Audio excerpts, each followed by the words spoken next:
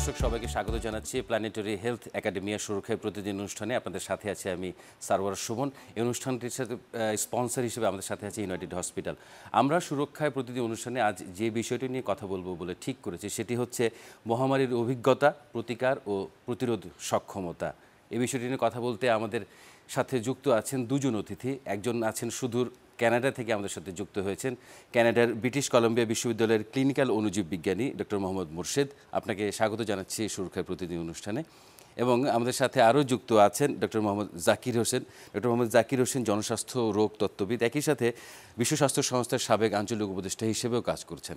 আপনাদের দুজনকেই আজ সকালে স্বাগত জানাচ্ছি এই সুরক্ষার প্রতিদিন অনুষ্ঠানে। ডক্টর মোহাম্মদ মুর্শেদ, আপনাকে দিয়ে আলোচনাটি শুরু করি। আজ করোনা বাংলাদেশে গতকালও 6 জনের মৃত্যু হয়েছে, কিন্তু আমরা দেখেছি 60 জন কিংবা 120 জনের দ্বিগুণ, 3 গুণও 4 গুণও মানুষ মৃত্যু হয়েছে একদিনে। করোনা যে পর্যায়টা এসেছে বিশ্বব্যাপী, সেটি এক অর্থে যদি বলি যে গবেষণার কারণেই এই জায়গাটায় আসলে করোনাকে মানবজাতি ঠেকে দিতে পেরেছে। সেটি ভ্যাকসিন গবেষণা বলেন, ভাইরাসকে আরও বোঝা বলেন, সব কিছু মিলিয়ে। তো আপনি যদি এই করোনায় গবেষণার ইম্পর্টেন্সটা কিংবা গবেষণার গুরুত্বটা যদি একটু বলতেন, তাহলে আমরা পরবর্তী আলোচনায় যেতে পারতাম। থ্যাংক ইউ আপনাকে এবং আপনার সকল দর্শকবৃন্দকে। আসসালামু আলাইকুম। আমাকে আনার জন্য ধন্যবাদ। তো প্রথমে আমি বলি যে গবেষণা এটা তো একদিনের বা 1 মাস বা 1 বছরের ব্যাপার না, এটা একটা কন্টিনিউয়াস প্রসেস। এবং এই প্রসেসের মাধ্যমে আমরা আগাই এবং সেই ইনফরমেশন যেগুলো আমরা গ্যাদার করি, সেই ইনফরমেশনগুলোকে আমরা কিভাবে ব্যবহার করতে পারি আমাদের দৈনন্দিন জীবনে, সেইটাই হলো মূল উদ্দেশ্য। যেমন এই যে কোভিডের রিসার্চ আপনি যেমন বললেন, ভ্যাকসিনের ব্যাপারে বা মেডিসিনের ব্যাপারে, যে প্রচণ্ড গবেষণা হয়ে এত তাড়াতাড়ি ভ্যাকসিন তৈরি করা বা এত তাড়াতাড়ি একটা ড্রাগ বের করা। যেমন 2টো ড্রাগ এখন বাজারে অলরেডি চলে এসেছে, যেটা একটা ফাইজার থেকে আপনারা জানেন প্যাক্সলোভিড যেটা বলতেছে যেটা ভেরি ইফেক্টিভ, এবং আরেকটা যেমন যে মলনোপিরাভির যেটা মার্ক যেটা প্রডিউস করছে, তারাও বলছে যে 50% হেল্প করবে হসপিটালাইজেশন না হওয়ার জন্য। তো এই যে জিনিসগুলা এত অল্প সময় কিন্তু এর আগে হয়নি। তার কারণ কি? এটা কি এই রিসার্চের জন্য হয়েছে? না, এটা কিন্তু গত 10 বছর 20 বছর ধরে রিসার্চের একটা ফল। আমরা এখন জানি যে টেকনোলজিগুলো এখন অ্যাভেলেবল। যেমন যদি আমি বলি যে কোভিড যখন আসলো, চায়নার উহান শহরে যখন আসলো, আপনি যদি সেই অতীতে ফিরে যান, 2020 সালে যদি ফিরে যান, ডিসেম্বর জানুয়ারির দিকে, তো 19শে ডিসেম্বর এবং 20শে জানুয়ারির দিকে, তখন কিন্তু China, with giving them credit, তারা কিন্তু 7 থেকে 10 দিনের ভিতরে এই জিনোম সিকোয়েন্সটা করে ফেলেছিল। যে জিনোম সিকোয়েন্সটা করতে সার্স ভাইরাসের লেগেছিল 6 মাস। সেটা আমাদের ফরচুনেটলি ব্রিটিশ কলাম্বিয়ায় প্রথম সিকোয়েন্স করে 6 মাস লেগেছিল। তার আগে বছরের পর বছর লাগতো। এই যে সময় কমিয়ে আনা আস্তে আস্তে, এটা কিন্তু একদিনে হয়নি। এবং এই সিকোয়েন্সটা করার ফলেই কিন্তু সারা ওয়ার্ল্ড ওয়াইড আমরা উইদিন এ উইক আমরা একটা ডায়াগনস্টিক টেস্ট দিতে পেরেছি, মানুষের দরজাতে পৌঁছে দিতে পেরেছি। আমাদের এখানে ব্রিটিশ কলাম্বিয়াতে আমরা বলতে পারি, আমরা যেদিন WHO জিনোম সিকোয়েন্সটা সাধারণ মানুষের জন্য ওপেন করে দিল ইউজের জন্য, উইদিন 2 ডেজ আমাদের প্রাইমার, প্রোব, এভরিথিং রেডি, এবং উইদিন এ উইক আমরা টেস্ট শুরু করেছি। এবং এই PCR টেস্টটি তৈরি করতে কিন্তু 1 বছর 2 বছর লেগে যেত, বেশি দিন আগে না, 5-6 বছর আগে। তো এই জন্য বলতে যে গবেষণার একটা প্রচন্ড রকমের বেনিফিট আছে, কিন্তু কেউ যদি মনে করে আজকে আমি গবেষণায় টাকা খাটালাম, কালকে আমি বেনিফিট পাবো, that would be a wrong conception. এটা একটা মাল্টি ইয়ার কন্টিনিউয়াস প্রসেস, এবং আমরা যদি এটাতে না ইনভেস্ট করি আজকে, তাইলে কিন্তু আমরা মারাত্মকভাবে আগামীতে ক্ষতিগ্রস্ত হব। যেমন আমি বলি যে আমাদের বাংলাদেশে, with due respect, it was done with আমাদের ক্যাপাসিটি অনুসারে অনেক ভালো কাজ হয়েছে, কিন্তু এর চাইতেও আরো ভালো করা যেত। যেমন কোভিড টেস্টের কথায় যদি আমি বলি, কয়েকটা জায়গাতে মাত্র টেস্ট হয়। আপনি যদি জেলা শহরগুলোতে যান, সেখানে কি টেস্ট হয়? সেখানে কিন্তু টেস্ট হয় না। ম্যাক্সিমাম জেলা শহরে জেলা শহরের টেস্টও কিন্তু একটি জায়গাতে আর একটি জায়গাতে হয়, এবং স্যাম্পলগুলা বিভিন্ন জায়গা থেকে আসে, এবং এই জিনিসগুলা কিন্তু আমরা মাল্টিপল জায়গাতে করতে পারতাম, এবং তাতে টেস্টের কোয়ালিটিটাও ভালো হতো। কারণ একটা স্যাম্পল আপনি যদি কালেকশন করে যদি 3 দিন যদি আসতেই লেগে যায়, তখন এটা একটা আরএনএ ভাইরাস, এটা আরএনএ ভাইরাসটা ডেটোরিয়েট করে। তো তখন টেস্টের কোয়ালিটি অটোমেটিক্যালি কমে যেতে পারে এবং যায়। তো সেই সব দিক দিয়ে চিন্তা করে আমরা কিন্তু আরো অনেক ল্যাবরেটরিতে করতে পারতাম, আরো অনেক বেশি টেস্ট অফার করতে পারতাম। মানুষের ডায়াগনোসিস তাড়াতাড়ি হলে মানুষকে তাড়াতাড়ি চিকিৎসা দেওয়া যেত। এই ধরনের বেনিফিট গুলা কিন্তু ইজিলি করা সম্ভব, এটা কঠিন কিছু না। এবং এর জন্য আমাদের দেশে কিন্তু এখন পর্যাপ্ত পরিমাণে ম্যান পাওয়ার আছে। এখন যদি বলি ভাই আমাদের ম্যান পাওয়ার নাই, সেটা কিন্তু ঠিক না। আমাদের ম্যান পাওয়ার আছে। শুধু আমি বলতে পারি যে ঢাকা ইউনিভার্সিটি মাইক্রোবায়োলজি ডিপার্টমেন্ট, যেখান থেকে আমি গ্রাজুয়েশন করেছি, মাস্টার ডিগ্রি করেছি, সেখান থেকে এ পর্যন্ত প্রায় 1000 মাইক্রোবায়োলজিস্ট বের হয়ে গেছে। যদিও তার অনেক একটা বড় অংশ বিভিন্ন দেশে তারা সার্ভিস দিচ্ছে, কিন্তু দেশেও প্রচন্ড পরিমাণে মাইক্রোবায়োলজিস্ট আছে। শুধু ঢাকা ইউনিভার্সিটি মাইক্রোবায়োলজি না, এখন দেশের মধ্যে 18 বা 20টা ইউনিভার্সিটি এবং মেডিকেল কলেজে মাইক্রোবায়োলজি আছে, তারা অফার করছে। কাজেই we have a enough graduate, এবং এই ইনাফ গ্রাজুয়েট গুলাকে আমাদেরকে কাজে লাগাতে হবে। তারা তো আমাদের দেশেরই ছেলে, তার মানে আপনি তাদেরকে যদি আমরা বলছেন যে কাজে লাগাতে পারি। তার মানে আপনি বলছেন যে আমাদের সক্ষমতা ছিল আরো বেটার রিসার্চ করার। আমরা একটু ডক্টর জাকির হোসেনের কাছ থেকে এই বাস্তবতাটা জানতে চাই। ডক্টর জাকির হোসেন নিশ্চয়ই শুনছিলেন যে ডক্টর মোর্শেদ বলছেন যে আমাদের এই টেস্টিং ফ্যাসিলিটি উদাহরণ হিসেবে বললেন যে এটাকে আমরা আরো বিস্তৃত করার সুযোগ ছিল, সেই জনবলও আমাদের ছিল। আপনার কাছে কি মনে হয় যে সেই বাস্তবতা বাংলাদেশে বিদ্যমান আছে কি না? আসলে বাংলাদেশের যে সক্ষমতা, আমি যদি সেটা শুধু নিবিষ্ট রাখি স্বাস্থ্য বিষয়ক কর্মকাণ্ডে, তাহলে প্রথমত যে সেবা প্রদানের জন্য সেবা প্রদানকারী যে সংখ্যাটা, সেটা খুবই অপ্রতুল স্বাস্থ্য সেক্টরে। যেমন ধরুন, আপনার যে 12টা আপনার এমডি যে আপনার এসডিজির যে লক্ষ্য আছে, তার আলোকে বলা হয় যে প্রতি 1000-এর জন্য 4.45 জন স্বাস্থ্য সেবা প্রদানকারী লাগবে। আমাদের দেশে আছে মাত্র 0.78 জন। তারপরে এইটার যে রেশিওটা, অনুপাতটা, সেটা হওয়া উচিত ছিল 1 জন ডাক্তার, 3 জন নার্স, 5 জন প্যারামেডিক। এটা আমাদের ঠিক উল্টা, এবং প্যারামেডিকের সংখ্যা খুবই কম। গত 12 বছর ধরে প্যারামেডিকদের কিন্তু নিয়োগ করা হচ্ছে না। এবং প্যারামেডিক বিশেষ করে প্রয়োজন আপনার নমুনা সংগ্রহের জন্য, নমুনা পরীক্ষার জন্য। যখন কোভিড-19 শুরু হয় বাংলাদেশে, 8ই মার্চ প্রথম এটা নির্মিত হয়, 8ই মার্চ প্রথম মারা যান কোভিড-19 বাংলাদেশে। তো ওই সময় এমন অবস্থা হয়েছে যে আইডিসিআর প্রথম 3 সপ্তাহ নিজের কাছেই রেখেছিল পরীক্ষা নিরীক্ষা করার ভার। যদিও আমরা দেখেছি যে আশেপাশের দেশগুলোতে আপনার যেমন আপনার থাইল্যান্ড, ভারত, নেপাল, শ্রীলঙ্কা জানুয়ারি মাসে কিন্তু তারা রোগ নির্ণয় করেছে। পাকিস্তান করেছে ফেব্রুয়ারি মাসে, এবং মিয়ানমার শুধু আমাদের পরে 23শে মার্চ নির্ণয় করেছে। ভুটানও এমনকি 2রা মার্চ রোগ নির্ণয় করেছে। তো তখন এটা আমরা যে আমাদের যে সক্ষমতা, এটা প্রান্তিক পর্যায়ে ছিল না।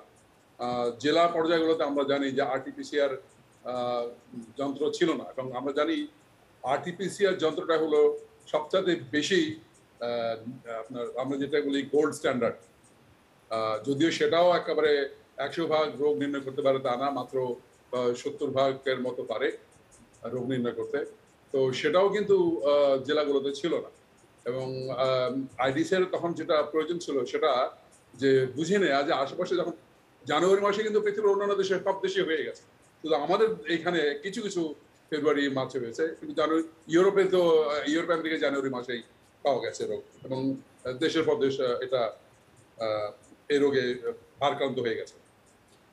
ওই সময় উচিত ছিল যে প্রান্তিক পর্যায়ে যারা যে অল্প সংখ্যক প্যারামেডিক আছে যারা রোগ নির্ণয় করেন, তাদেরকে ভালোভাবে প্রশিক্ষণ দেওয়া, আরটিপিসিআর কিভাবে ব্যবহার করতে হয়, এমনকি জিন এক্সপার্ট যে একটা মেশিন আছে টিবি, এটা যক্ষার জন্য আনা হয়েছিল, যক্ষা রোগ নির্ণয়ের জন্য, সেটাও কিন্তু ব্যবহার করা যেত।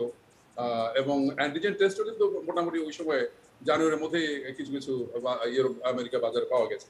তো এগুলো সম্পর্কে আমাদের তথ্য ছিল না তখন। সংগ্রহ যারা করার কথা তারা করেছে কিনা আমি জানি না, কিন্তু মোদ্দা কথা হলো এই ট্রেনিংটা তখন দেওয়া হয়নি জেলাগুলোতে। পরে যখন 3 সপ্তাহ পরে আইডিসিআর যখন বুঝতে পারলো যে এটা তারা একা পারবে না, তখন আস্তে আস্তে এটা বিস্তৃত করা শুরু করলো। কিন্তু তখন আর সময় ছিল না। মাত্র 2 ঘন্টার প্রশিক্ষণ দেওয়া হলো যে অল্প কয়েকজন আপনার প্যারামেডিক ছিল তাদেরকে অনলাইন, এবং আমি ওদের সাথে কথা বলে দেখেছি তারা বলেছে 2 ঘন্টা তাদের জন্য যথেষ্ট না। যার ফলে এমনও হয়েছে যে অনেক সময় ব্যক্তি খাতের যে হাসপাতাল আছে সেখান থেকে কিন্তু প্যারামেডিক নিয়ে তাদেরকে ব্যবহার করতে হয়েছে আপনার কোনো কোনো সদর হাসপাতালে। এখনো কিন্তু আরটিপিসিআর প্রত্যেকটা 64 জেলার প্রত্যেকটা পরীক্ষাগারে কিন্তু নাই, যদিও প্রায় 833টা এখন পরীক্ষা কেন্দ্র আছে বাংলাদেশে অ্যান্টিজেন, জিন এক্সপার্ট এবং আরটিপিসিআর মিলে, কিন্তু বোর্ড স্ট্যান্ডার্ড আরটিপিসিআর কিন্তু প্রত্যেক জেলাতে এখনো নাই। তো এগুলো আসলে আমাদের দূরদৃষ্টি থাকা প্রয়োজন ছিল যে ভবিষ্যতে যদি কখনো এটা হয়, আরটিপিসিআর শুধু কিন্তু আপনার কোভিড-19 জন্য না, যেটা ডক্টর মুর্শিদ বলেছেন, এটা হলো আরএনএ ভাইরাসের বা যে কোনো ভাইরাসের ইনফ্যাক্ট এটা করার জন্য, নির্ণয় করার জন্য, এবং খুব সূক্ষ্মভাবে এটা নির্ণয় করা। একটা ভাইরাস থাকলেও তারা এটা আরটিপিসিআর দিয়ে এটা নির্ণয় করা যায় যে একটা ভাইরাস একটা একজন মানুষের মধ্যে আছে, যদিও সেটা রোগ চিহ্নিত করে। বাট এই জিনিসটা আমাদের মধ্যে আসলে করা প্রয়োজন ছিল, যেটা এখন হয়নি। আর আপনার প্রথম দিকে আর যদি আমাকে বলতে বলেন, প্রথম দিকে এমনকি আরটিপিসিআর কিন্তু আমাদের দেশে 2 ধরনের আছে, একটু পুরনো একটা, নতুন একটা। এটার যে কিট আছে এমন হয়েছে যে পুরনোটার মেশিনের জন্য নতুন কিটগুলো সরবরাহ করা হয়েছে, যে জন্য পুরনো আরটিপিসিআর কিন্তু ব্যবহার করা যায়নি প্রথম দিকে। এখন অবশ্যই সমস্যাগুলো সমাধান হয়েছে। জি, পরিষ্কার হয়েছে ডক্টর জাকির হোসেন। আমরা এই ঘাটতিগুলোর কথা বলছি আসলে পরবর্তী পেন্ডেমিক কিংবা পরবর্তী এপিডেমিকের জন্য প্রস্তুতি হিসেবে। ডক্টর মোর্শেদ কিছু যোগ করবেন কিনা এর সাথে ছোট করে? হ্যাঁ, আমি ডক্টর জাকিরের সাথেই তাল মিলিয়ে যে কথাটা বলতে, উনি যেটা বললেন যে সব শহরে কিন্তু এখনো নাই। আর একটা জিনিস যেটা উনি বললেন, যেটা আমার জানা ছিল না, যে ওই যে কম্বিনেশন, যেটা যে একজন ডাক্তার থাকতে হবে, 5 জন প্যারামেডিক্স থাকতে হবে, আর একটা উনি বললেন না একজন নার্স থাকতে হবে সামথিং। কিন্তু ওর সাথে কিন্তু এখন কিন্তু উন্নত বিশ্বে যেখানে আপনি দেখেন প্রতিটা জায়গাতেই কিন্তু যে একটা কোলাবোরেটিভ ওয়ার্ক, একটা একসাথে কাজ করার যে একটা প্রবণতা, যে জিনিসটা যে সবাই তো সবকিছু সবসময় করতে পারবে না, তো যার জন্য এখন কিন্তু ল্যাবরেটরিতে নতুন কিছু করতে হলে আপনাকে একজন বিজ্ঞানী অবশ্যই রাখতে হবে। তো আমি মনে করি যে যদি আমাদের ডিজি বা হেলথের যারা কর্মকর্তা আছেন তারা যদি রিয়েলি কনসিডার করে যে এই যে একজন ডাক্তার সাহেব আছেন, তারপরে একজন 5 জন প্যারামেডিক্স আছে, কিন্তু এই প্যারামেডিককে গাইড করার জন্য বা নতুন একটা টেস্ট ডেভেলপ করার জন্য, নতুন একটা টেস্ট ইমপ্লিমেন্ট করার জন্য, ভ্যালিডেশন করার জন্য একজন সায়েন্টিস্টের দরকার। সেই ক্ষেত্রে আমি মনে করি যে এই কম্বিনেশনের সাথে একজন সায়েন্টিস্টকেও ঢুকানো উচিত, যেটা উন্নত বিশ্বে হচ্ছে। এবং এটা কিন্তু যিনি ডক্টর জাকির যেটা খুব ভালোভাবে বললেন, যেটা শুধু কোভিড না, আমি আপনাকে বলতে পারি যদি আপনি 2016 থেকে 21 পর্যন্ত আসেন, তাইলে দেখেন 2016-তে কলেরা আউটব্রেক হয়েছে ইয়েমেনে, তারপর 17-তে ডেঙ্গু হয়েছে পাকিস্তানে, 2018-তে নিপা ভাইরাস হয়েছে ইন্ডিয়াতে, এরকম। তারপরে 18-তে আবার এনডিএম হলো, এই যে যেটা আমরা বলি যে বেটাল্যাক্টামে, যেটা এই যে আপনার যত এন্ট্রোব্যাকটেরিয়াস আছে মাল্টি ড্রাগ রেজিস্ট্যান্ট, তো এগুলো তো আমাদেরকে ডিটেক্ট করতে হবে। তারপরে 19-এ এসে আমরা দেখলাম মিজেলস সারা এশিয়া এবং নিউজিল্যান্ড এবং আফ্রিকান কান্ট্রিগুলোতে, 20-এ এসে কোভিড হলো, 21-এ এসে ব্ল্যাক ফাঙ্গাস হলো। প্রতি বছরই আমরা নতুন নতুন নতুন ডিজিজ পাচ্ছি। সামনে কি আছে সেটা তো আল্লাহই বলতে পারবে যে কি হবে নেক্সট, আমরা জানি সেগুলোর না। জন্য আমাদেরকে প্রিপেয়ার থাকতে হবে। ডক্টর জাকির, আপনাকে যে প্রশ্নটি আমি এই পর্বে রাখতে চাই সেটি হচ্ছে যে বাংলাদেশের করোনা মহামারী যখন শুরু হলো, আউটব্রেকটি প্রথম 8 মার্চ নির্ণীত হলো, এরপর যতগুলো কমিটি আমরা দেখেছি, বিশেষজ্ঞ সরকারি এবং বেসরকারি নানান রকম কমিটি হয়েছে। বেশিরভাগ ক্ষেত্রে দেখা গেছে যে চিকিৎসকরা একটি সমস্ত কমিটির একটি বড় অংশ জুড়ে চিকিৎসকরা শুরু থেকে আমরা এই বিষয়টি আমলে নেইনি যে অন্যান্য প্রফেশনালসদেরও যে প্রয়োজন হতে পারে, বিজ্ঞানী ছাড়াও বিভিন্ন রকম প্রফেশনালস, এলজিআরডিরও সহায়তা নিতে হয়েছে, একজন গ্রাম পুলিশেরও সহায়তা নিতে হয়েছে, শেষ পর্যন্ত আমরা দেখেছি। শুরুতে এই অ্যাপ্রোচটা আমরা দেখাইনি। সামনের দিনের জন্য এরকম মহামারীর জন্য আমরা এই অ্যাপ্রোচটা কতটা জরুরি, এটা আপনার কাছে জানতে চাই। আপনার এটা খুবই একটা গুরুত্বপূর্ণ প্রশ্ন।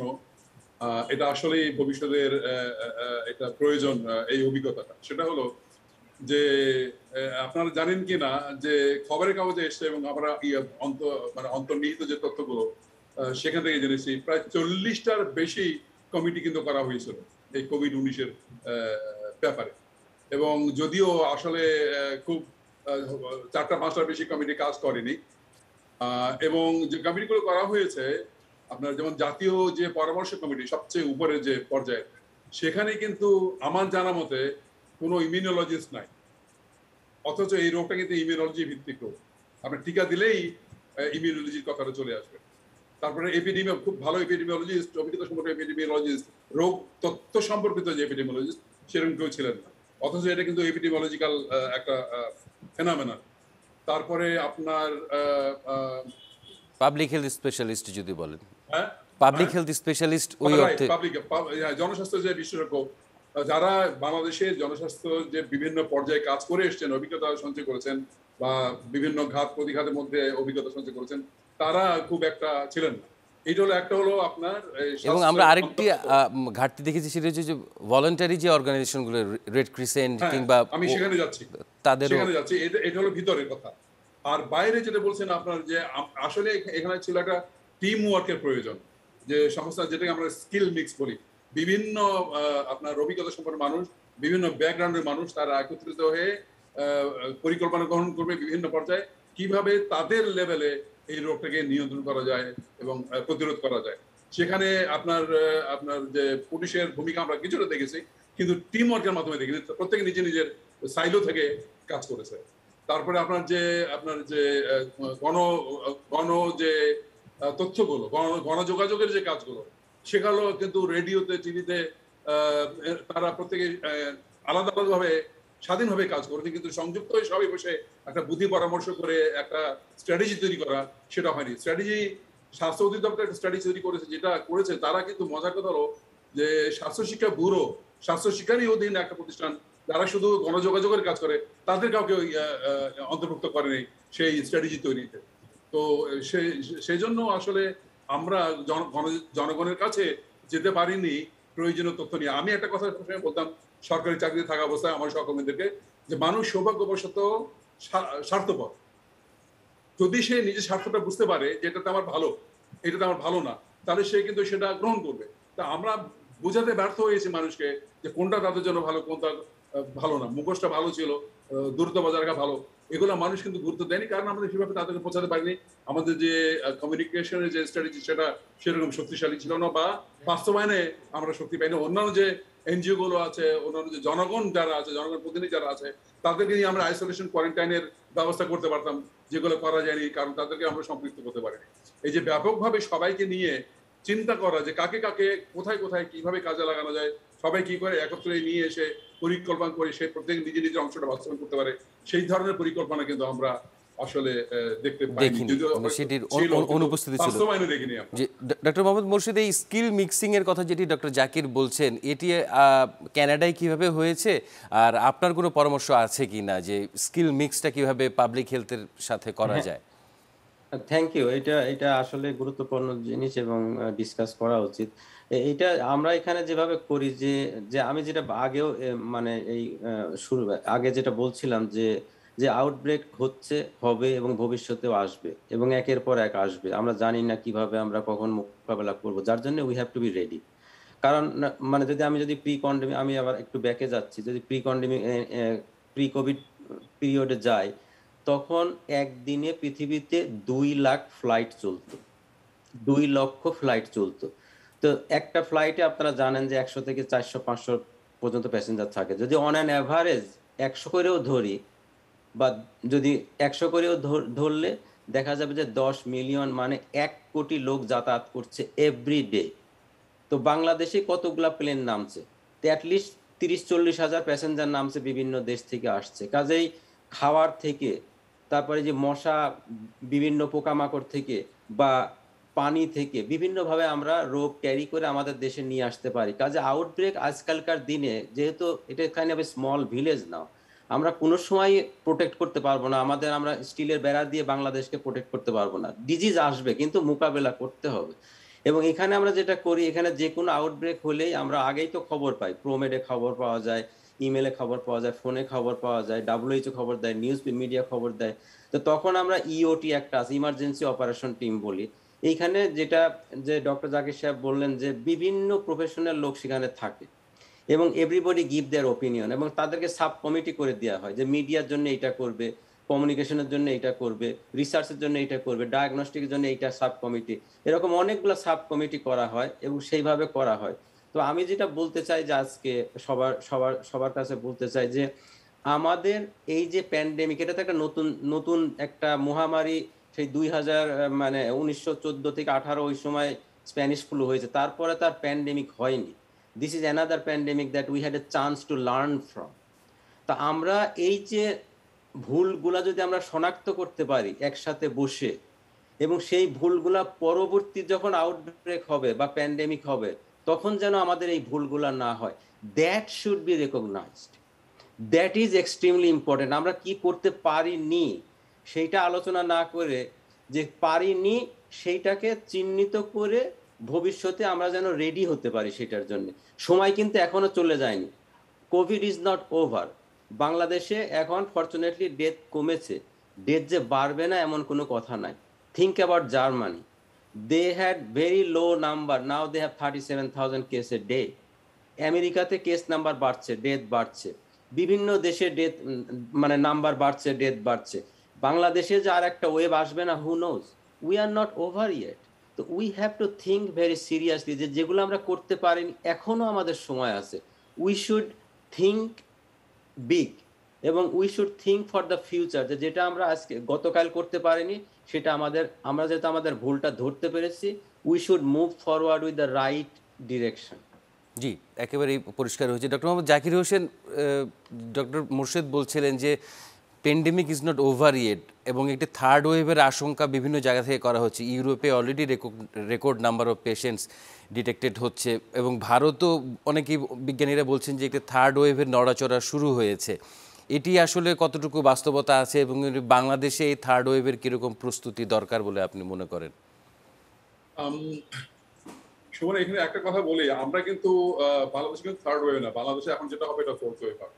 আচ্ছা, ভারতে থার্ড ওয়েভ হবে। আমরা ওয়েভ গুলো কিভাবে দেখি? ওয়েভ হলো যে এপিডেমিওলজিক্যাল কার্ভ। আমরা এপিডেমিওলজিক্যাল কার্ভকে বাংলায় ঢেউ বলছি এবং ইংরেজি করে ওটাকে কার্ভ, আপনার ওয়েভ বলছি। তো বাংলাদেশের আপনি যদি গ্রাফটা দেখেন, আপনি যদি WHO ড্যাশবোর্ডে যান কোভিডে, পরিষ্কার বোঝা যায় এটা বাংলাদেশে এখন যেটা থার্ড ওয়েভ নামলো, পড়ে গেল থার্ড ওয়েভ। এখন কথা হলো ফোর্থ ওয়েভ আসবে কিনা বাংলাদেশ, বা ইন্ডিয়াতে থার্ড ওয়েভ আসবে কিনা। জার্মানিতে বেড়েছে, আমেরিকাতে কমছে না। আমেরিকাতে কোনোভাবেই গত 2 মাসে আপনার 50 থেকে 58-র উপরে আর উঠানো যাচ্ছে না ভ্যাকসিন, টিকা। কারণ ওখানে কিন্তু পলিটিক্যাল যারা আপনার রিপাবলিকান আছে তারা টিকা নেবে না, কারণ বাইডেনকে শপথ হতে দেবে না, এই ধরনের অনেক কিছু আছে। জার্মানিতেও টিকা কিন্তু এখনো দেখা গেছে যে সাধারণত জনগণের মধ্যে যদি 70% মানুষ পরিপূর্ণভাবে টিকা না নেয়, সেখানে কিন্তু রোগটা কিন্তু কমছে না। শুধু 74% উপরে গেলে দেখা যাচ্ছে কমছে। কানাডা যেমন কমছে, কারণ ওখানে এখন 74% বা 78% উপরে চলে গেছে। কিন্তু জার্মানিতে এখনো কিন্তু 70% হয়। তো এবং আপনার রাশিয়াতে দেখেন কত 30 বা 40% হয়েছে, কমছে না। তো এইটা হলো এক ব্যাপার, টিকা নিতে হবে। দ্বিতীয় কথা হলো যে যদি সংক্রমণটা অনেক ব্যাপক হারে হয়ে থাকে, আমাদের সন্দেহ বাংলাদেশের সংক্রমণটা অনেক ব্যাপক হারে হয়েছে, যদিও নির্ণীত হয়নি সেটা, কিন্তু অগোচরে হয়ে গেছে 60-70%। তো সেটা একটা কারণ যে বাংলাদেশে কমছে। লাস্ট কথাটা হলো যে বাড়বে কি বাড়বে না সেটা এখন আর আমাদের যে প্রতিরোধ শক্তি তার উপর নির্ভর করছে না, এখন নির্ভর করছে ভাইরাসের উপরে। ভাইরাস যদি আরেকটা রূপান্তর ঘটায়, আরেকটা যদি মিউটেশন হয়, সেটা হলে হয়তো পরিণতি আরো মারাত্মক হতে পারে। কিন্তু আরেকটা কথা বলি, মিউটেশন হলেই, রূপান্তর হলেই সেটা ক্ষতিকর হবে এমন কোনো কথা নাই। অনেক সময় ভাইরাস নিজে রূপান্তর করে নিজের টিকে থাকার জন্য, এবং টিকে থাকার তার পলিসি হলো যাকে সে সংক্রমণ করবে তাকে মেরে ফেলবে না, তার মধ্যে বেঁচে থাকবে। কারণ মরে গেলে, ওই মানুষ মারা গেলে সেও মরে যাবে। সুতরাং একটা এপিডেমিওলজিক্যাল রোগ তার থেকে একটা শিক্ষা হলো যে ভাইরাস চেষ্টা করে, যা মানে জীবাণু চেষ্টা করে মানুষের মধ্যে ঢুকে একটা এমন সহাবস্থান, কমেন্সাল রিলেশনশিপ বলি আমরা, তৈরি করে যাতে করে সংক্রমিত ব্যক্তিও বাঁচে। এবং যেমন দেখেন আপনার ইনফ্লুয়েঞ্জা যেটা বলেন ডক্টর মুর্শিদ, 1918 থেকে 1920 5 কোটি মারা গেছে, কেউ 10 কোটি মানুষ মারা গেছে, তখন তো মানুষও এত ছিল না, বোধহয় 500 কোটি ছিল। তো এখন আপনার সেই ফ্লু কি হচ্ছে, এখনো কিন্তু আমেরিকার ফ্লুতে 45 থেকে 50-60 হাজার মানুষ কিন্তু প্রতি বছর মারা যাচ্ছে ফ্লুতে, কিন্তু ওটা নিয়ে কেউ মাথা কামে না। বাংলাদেশে প্রচুর মানুষ নিয়ে ফ্লুতে মারা যাচ্ছে, 6-7 নিয়ে আমরা মাথা কামাচ্ছি, ওরা মাথা কামাচ্ছি না। একটা পর্যায়ে আসবে যখন সংক্রমণ হবে কিন্তু মৃত্যু কমে যাবে, সেটাও হতে পারে। সুতরাং আমি আশাহত না। ডক্টর মোর্শেদ, আপনাকে যে প্রশ্নটি আমি করতে চাই সেটি হচ্ছে যে আপনারা যেটি বলে থাকেন যে ব্রেক থ্রু ইনফেকশন, এই ব্রেক থ্রু ইনফেকশনটা কি এবং কোভিডের সাথে এটি কিভাবে সম্পর্কিত, এর রিস্কটাই বা কি একটু যদি আপনি বলতেন। Thank you. এটা খুবই একটা গুরুত্বপূর্ণ প্রশ্ন। ব্রেক থ্রু মানে কি, যে জিনিসটা আপনি একটা দেয়াল দিলেন, দেয়ালটার ভিতর দিয়ে যদি আপনি চলে যেতে পারেন, তো এখানে আমরা দেয়ালটা কি, দেয়ালটা আমরা ভ্যাকসিন দিচ্ছি। যে আমরা বলছি যদি কেউ মানে যেগুলা প্রধান ভ্যাকসিন আছে যেমন অ্যাস্ট্রাজেনিকা বা ফাইজারের যে বায়োনটেকের যেটা আছে, প্লাস আর একটা যে মডার্না, এই ধরনের ভ্যাকসিনগুলো আমরা যদি 2টো ডোজ নিতে পারি তাইলে উই আর প্রোটেক্টেড। কিন্তু এখন অনেক গবেষণাপত্র, একটা না কয়েক ডজন গবেষণাপত্রে দেখা যাচ্ছে যে 2টো ভ্যাকসিন যারা নিয়েছে তাদের ভিতরেও সংক্রমণটা দেখা যাচ্ছে, এবং কোনো কোনো জায়গাতে এই সংক্রমণের হার অনেক বেশি। দেখা যাচ্ছে যে 40 থেকে 74% পর্যন্ত ভ্যাকসিনেটেড লোকজন তাদের ইনফেকশন হচ্ছে, নাম্বার 1। নাম্বার 2, আর একটা জিনিস, যারা ভ্যাকসিন নেয়নি কিন্তু ন্যাচারালি ইনফেক্টেড হয়েছে, আইদার সিমটোম্যাটিক অথবা অ্যাসিমটোম্যাটিক। এই ভাইরাসটা কিন্তু এমনই একটা ভাইরাস, সবাই কেউ কেউ ভাইরাসটা শরীরের ভিতরে ঢুকে কিন্তু কোনো সিমটম দেখা যায় না, আবার কারো কারো সিমটম দেখা যায় ভালো হয়ে যায়, কারো কারো সিমটম দেখা যায় সেটা এমন সিভিয়ার পর্যায়ে যায় তখন সে মারা যায়, বিভিন্ন ধরনের হতে পারে। তো যারা ন্যাচারালি ইনফেক্টেড হচ্ছে তাদের ইমিউনিটিটাও আমরা দেখছি যে একটা সার্টেন লেভেলে যে হঠাৎ করে নেমে যাচ্ছে, ইমিউনিটিটা থাকছে না, যার জন্য এবং এইটার মানে সময় মাত্রা দেখা যাচ্ছে যে ভ্যাকসিনেটেড ইন্ডিভিজুয়াল যারা, তারা 4 থেকে 6 মাসের ভিতরে আবার রিইনফেকশন হওয়ার সুযোগ তারা মানে তাদের হয়ে যাচ্ছে, বা কারোর আগেই হয়ে যাচ্ছে, হয়তো 2 মাসের ভিতরে রিইনফেকশন হয়ে যাচ্ছে। এবং এই রিইনফেকশন যাদের হচ্ছে তাদের ভিতরেও কিন্তু লোকজন মারা যাচ্ছে। কাজে ভ্যাকসিনটা is one of the mode to prevent the infection. মানে ভ্যাকসিন নেওয়ার পরও কেউ যদি ইনফেক্টেড হয় সেটা কি আপনারা বলছেন যে ব্রেক থ্রু ইনফেকশন? সেটাকেই আমরা বলছি ব্রেক থ্রু ইনফেকশন। এবং সেই জন্য we have two always practice the basic public health message.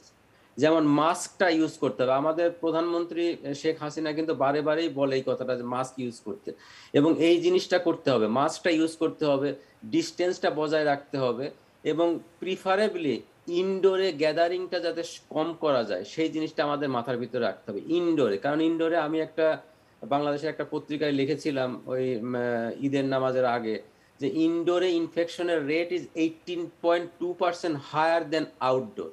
আপনি সেম ইভেন্ট যদি আউটডোর একটা স্টেডিয়ামে করেন ভার্সাস যদি মসজিদের ভিতরে করেন, তো মসজিদের ভিতরে লোকজন 18.2% মোর ইনফেক্টেড হবে দেন দ্য স্টেডিয়ামে যদি নামাজ পড়া হয়। কিন্তু আমরা এই কথাটা গত 2 বছর কিন্তু আমরা ভিন্ন পরিস্থিতি দেখেছি, আমাদেরকে আরো বলা হয়েছে যে ঈদের জামাত যেন মসজিদের ভেতরে হয়। তার মানে সেই যে আমরা আলোচনার শুরুর দিকে বলছিলাম যে কোলাবোরেশনের অভাব, সেই কোলাবোরেশনের অভাবেরই ফল এটি বলতে। এইগুলা হলো আমি যেটা বলছি এটা সায়েন্টিফিক তথ্য এবং উপাত্ত দিয়ে, এটা আমার নিজের কথা না, এটা নিয়ে গবেষণা হয়েছে, পাবলিকেশন হয়েছে এবং পত্র পত্রিকায়ও এসেছে এই খবরগুলা, এবং এর বেসিস এর উপর ভিত্তি করে আমি বলছি যে এই ধরনের জিনিসগুলো আমাদেরকে মাথায় রাখা উচিত। মানে এখনো আমাদের সেই প্রোটেকশনটা অব্যাহত রাখতে হবে। একটু ডক্টর জাকির হোসেনের কাছে আমরা জানতে চাই, বাংলাদেশের মানুষ কিন্তু এখন নিশ্চয়ই দেখতে পাচ্ছেন যে পথে ঘাটে আগের চেয়ে অনেক বেশি উদাসীন, স্বাস্থ্যবিধি মানার ব্যাপারে যখন সবচেয়ে বেশি আক্রান্ত ছিল, সবচেয়ে বেশি মৃত্যু হচ্ছিল তখনও উদাসীন ছিল, এখন আরও বেশি উদাসীন। এই বিষয়টা আসলে কতটুকু দুর্ভাবনার, আপনাকে কতটুকু ভাবায় বিষয়টি? আসলে এটা আমরা একটু শঙ্কিত, কারণ যেটা ডক্টর মুর্শিদ বলছিলেন যে সংক্রমণ হবার পরেও বা টিকা নেবার পরেও আসলে এর কার্যকারিতা খুব সম্ভবত 8 থেকে 9 মাস ভ্যাকসিনের। এই জন্য হ্যাঁ কার্যকারিতা থাকবে 8 থেকে 9 মাস। এরপরে কিন্তু আবার যিনি টিকা নিয়েছেন বা যিনি সংক্রমিত হয়েছেন উনি কিন্তু পুনর্বার সংক্রমিত হতে পারেন। এমনকি টিকা নেওয়ার পরেও কিন্তু সংক্রমণ হচ্ছে, মৃত্যু অনেকখানি কমে গেছে কিন্তু সংক্রমিত হচ্ছে। সুতরাং এবং উনি অন্যদেরকে সংক্রমিত করছেন। ওই জন্যই কিন্তু বলা যে টিকা নেওয়ার পরেও আপনি কিন্তু যে প্রাত্যহিক যে প্রতিরোধমূলক যে আচার আচরণ সেটা আপনি পালন করবেন, এটা আমাদের মনে রাখতে হবে। আর একটা হলো যারা সংক্রমিত হচ্ছেন তাদের যদি লক্ষণাদি প্রকাশ নাও পায়, তাদের মধ্যে কিন্তু শেষে দেখা যাবে যে লং কোভিড নামে একটা যে আপনার উপসর্গ সেটা দেখা দিতে পারে। এবং আমি জানি আমার কেউ খুব পরিচিত 1.5 বছর হয়ে গেছে, এখনো রাতে ঘুমাতে পারে না, মাথার মধ্যে যন্ত্রণা হতে থাকে, শরীরের দুর্বলতা, একটু কষ্ট হলেই হাঁপিয়ে ওঠে। তো সংক্রমণ হলেই আমি হালকা সংক্রমণ হবে, আমি জন মানুষ সংক্রমণ হয়ে আমার মধ্যে প্রতিরোধ তৈরি হবে, এটা কিন্তু নিশ্চয়তা নেই। লং কোভিড যদি হয় তাহলে কিন্তু এটা পরিণতি খুব ভালো হবে। গবেষণার কথা বলছেন, আমি একটা কথা বলি এখানে, যদিও খুব একটা বোধহয় সংশ্লিষ্ট না, কিন্তু জানা দরকার আমাদের। বাংলাদেশে আমার জানা মতে যে 5-6টা জরিপ বা গবেষণা হয়েছে কোভিড-19 উপরে, কখনো দেখা হয়েছে যে টিকার পরে আপনার যে প্রতিরোধ শক্তি কতখানি তৈরি হয়েছে, বা কত মানুষ সংক্রমিত হয়েছে, কত মানুষ প্রাকৃতিকভাবে প্রতিরোধ শক্তি তৈরি করেছে, এর কোনোটাই কিন্তু আমাদের রোগতাত্ত্বিক বা গবেষণা পদ্ধতির যে সঠিক ব্যবহার সেটাও করে কিন্তু হয়নি। যেটা করা হয়েছে পারপাসিভ বা কনভিনিয়েন্ট স্যাম্পলিং আমরা বলি, এখানে রোগী পাওয়া যাচ্ছে চলো ওখানে যাই, ওখানে বস্তি এলাকাতে মানুষ একত্রে পাওয়া যাবে, কাছাকাছি আছে চলো যাই, এগুলো দিয়ে কিন্তু যেটাকে আমরা বলি যে ওই গবেষণা থেকে লব্ধ যে তথ্য সেটাকে আমরা জেনারেলাইজ করতে পারি না, এটা এক্সটার্নাল ভ্যালিডিটি নাই বলে আমরা বলি। তো ওটা দিয়ে ঢাকা শহরের বা বাংলাদেশের চিত্র পাওয়া যাবে না, এই ধরনের জরিপ কিন্তু হয়েছে, কিন্তু আসলে সত্যিকার ভাবে যে ছবি সেটা কিন্তু পাওয়া যায়। গবেষণার একটি সীমাবদ্ধতা রয়ে গেছে। ডক্টর মোর্শেদ, যে লং কোভিডের কথা বলছেন, অর্থাৎ অনেকে করোনা হবার পরে এখনও সেই যে দুর্বলতা বলেন কিংবা সেই কমপ্লেক্সি বলেন এখনও অনেকের কেটে যায়নি, এইটা আসলে কিভাবে জনগণ আসলে কিভাবে সতর্ক থাকবে এবং সার্বিকভাবে সতর্কতার বিষয়টি খুব সংক্ষেপে যদি বলতে আমরা অনুষ্ঠান একেবারে শেষ পর্যায়ে। হ্যাঁ, এইটা এই জন্যই উনি যেটা বললেন এটা ধ্রুব সত্য যে covid infected individual they are having long term effect after covid, আমরা যেটা পোস্ট কোভিড বলি আর কি। এবং পোস্ট কোভিডে অ্যাবাউট, এটা huge number, about 30-50% people have post covid long term effect. এক একজনের এক এক ধরনের হয়, কারোর সিওপিডি হয়, নিঃশ্বাসের সমস্যা হয়, কারোর মাথা যন্ত্রণা হয়, কারোর পেট খারাপ থাকে, কারো হাঁটতে অসুবিধা হয়, বিভিন্ন জনের বিভিন্ন ধরনের। এবং এইটার জন্যই বারে বারে আমি সমস্ত যেখানেই পার্টিসিপেট করি বলতে চেষ্টা করি যে মাস্কটা ইউজ করা শুধু কোভিডের জন্য না, আরো অনেক ডিজিজ থেকে আমরা রক্ষা পেতে পারবো এবং আর একজন মানুষকে, আমার আশেপাশের মানুষগুলাকে আমি প্রোটেক্ট করতে পারবো। এবং আপনি যদি পড়েন তা আপনি আমাদেরকে প্রোটেক্ট করলেন এবং আমরা সবাইকে প্রোটেক্ট করতে পারবো। এবং দ্যাট এভরিবডি শুড অ্যাডহায়ার। আমি আর একটাও বলি যে এই মাস্কের জন্য বাজার থেকে এত দাম দিয়ে মাস্ক কেনারও দরকার নাই, নিজের বাসার যেগুলো কাপড় চোপড় দিয়ে বানিয়েও কিন্তু মাস্ক পরা যায়। It doesn't have to be খুব ফ্যান্সি যে একেবারে মানে লোগো থাকতে হবে, টাকা দিয়ে কিনে ওই ধরনের হতে হবে না। সেটা করলেও কিন্তু সেই মাস্ক পরলেও সেটার বেনিফিটটা আমরা পাবো। এই জন্য আমি বলি যে we should take it very seriously. Okay, doctor Morshed, আপনাকে এবং ডক্টর জাকির হোসেন, আপনাদের দুজনকেই অসংখ্য ধন্যবাদ জানাচ্ছি আমাদের সাথে সংযুক্ত হওয়ার জন্য। আশা করছি ভবিষ্যতে নতুন কোনো বিষয় নিয়ে আপনাদের সাথে আবারও কথা হবে। ইনশাআল্লাহ। আপনাদের ধন্যবাদ, চ্যানেল 24 কে ধন্যবাদ। জি, অনেক ধন্যবাদ সবাইকে। জি, দর্শক, সুরক্ষায় প্রতিদিন অনুষ্ঠান আজ এখানেই শেষ করতে হচ্ছে। আশা করছি আমাদের অনুষ্ঠান আপনার কাজে লাগবে, ফলপ্রসূ হবে। সে পর্যন্ত সবাই ভালো থাকুন, সুস্থ থাকুন।